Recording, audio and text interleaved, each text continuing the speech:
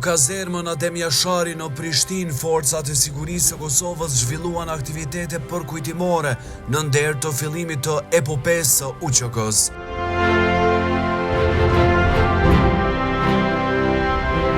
Në oborin e kazermës, ushtarët të FSK-s u rrështuan në kuadra, duke shfaqur disiplinë, profesionalizëm dhe përkushtim ndaj misionit të tyre në shërbim të vendit.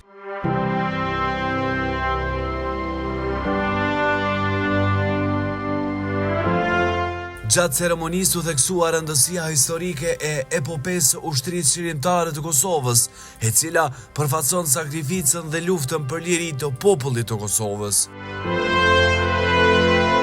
Jemi mbledhur sot për një akt nderimi që e tejkalon kohën.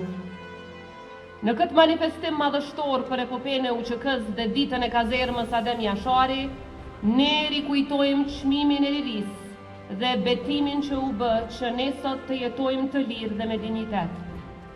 Në këtë tokë që dikur u dredh nga krismat e armëve të lirisë, sot qëndron krenare, kazerma Adem Jashari, një emër që nuk është thjesht emërtim institucioni, por është mbi të gjitha një amanet.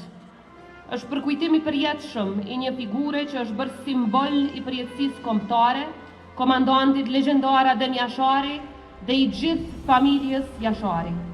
Në historinë moderne të Kosovës, epopeja e ushtrisë qeverimtare të Kosovës paraqet traditën përmes së cilës i referohemi ngjarjes më totale dhe përcaktuese në rrugën e betejave të shqiptarëve për liri në Kosovë për gjatë shekullit 20. Populli e ka UÇK-n e UÇK-ja epopejën e saj, e cila është ngritur dhe qëndërzuar për rreth rezistencës armatosur dhe sakrificës së familjes Jashari më 5, 6 dhe 7 mars të vitit 1998, si një ngjarje shembullore e fuqisë së qëndresës së dal nga guzimi dhe gatishmëria për të sakrifikuar gjithçka për liri.